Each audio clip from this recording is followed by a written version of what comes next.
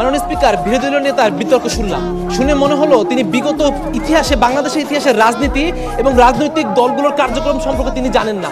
অন্তত আজকের বিতর্কে আসার আগে তার 71 থেকে 24 পর্যন্ত রাজনৈতিক দলের কার্যক্রম এবং অবদান সম্পর্কে পড়াশোনা করে আসা উচিত ছিল।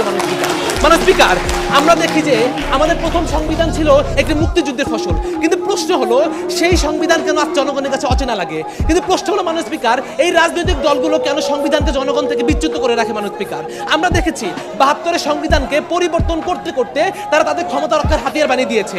আমরা দেখেছি 75-এ একদলীয় শাসন বাকশাল কায়েমের মাধ্যমে তারা এই সংবিধানকেই স্বৈরতন্ত্রের ছায়া বানিয়ে দিয়েছে। মাননীয় স্পিকার, অর্থাৎ তখনও আমাদের দেশে আইন ছিল, সংবিধান ছিল, অভাব ছিল শুধু রাজনৈতিক সদিচ্ছা। মাননীয় স্পিকার, ঠিক এই জিনিসটা আমাদের কি শেখায়? এই জিনিসটা আমাদের চোখে আঙুল দিয়ে দেখায় যে আমাদের দেশের রাজনৈতিক দলগুলো আমাদের সংবিধান এবং আইনের উপর কর্তৃত্ব অনেক বেশি। মাননীয় স্পিকার, ঠিক এই বাস্তবতা আমরা বলতেছি জুলাই সনদ, এমনকি জনগণের কোনো আইন যদি বাস্তবায়ন করতে হয় আপনাকে ওই রাজনৈতিক দলের দ্বারস্থ হইতে হবে। মাননীয় স্পিকার, এই জায়গায় যখন তারা বলে যে আইনে ভিত্তি স্থায়ী, মাননীয় স্পিকার, এটা শুনতে হাস্যকর লাগে। মাননীয় স্পিকার, আজকে দেখেন আমরা বলি যে আপনার রাজনৈতিক সদিচ্ছা ছাড়া আপনার আইনের অস্তিত্ব থাকে না।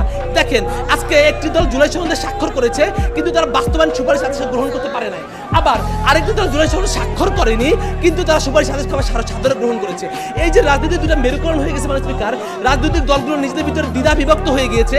গণভোট নিয়ে যেই হা পোস্ট না পোস্টে ফেসবুক সয়লাভ হয়ে গিয়েছে, এই জিনিসটা প্রমাণ করে যে আপনার দেশ বর্তমানে একদিকে আস্থা সংকটে ভুগতেছে ঐক্যমত্য কমিশনের প্রতি, জুলাই সনদের প্রতি, আরেকদিকে রাজনৈতিক দ্বিধা বিভক্তের মধ্যে আছে।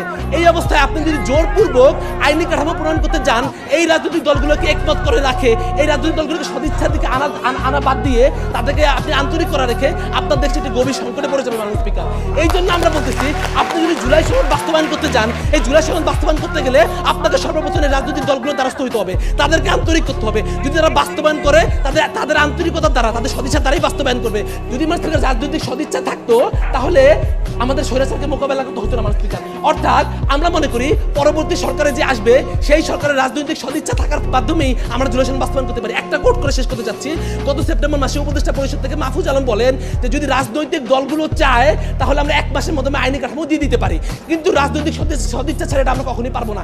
এই যে তাদের স্বীকৃতি যে আমাদের জুলাই সনদ বাস্তবায়ন করতে রাজনৈতিক সদিচ্ছা প্রয়োজন, এই জিনিসটা আমি এস্টাবলিশ করতেছি যে আপনার জুলাই সনদ বাস্তবায়নের সবচেয়ে বড় ভূমিকা রাখবে আপনার রাজনৈতিক দলগুলো, কারণ সেই আইনটাকে বাস্তবায়ন করবে। ধন্যবাদ মাননীয় স্পিকার।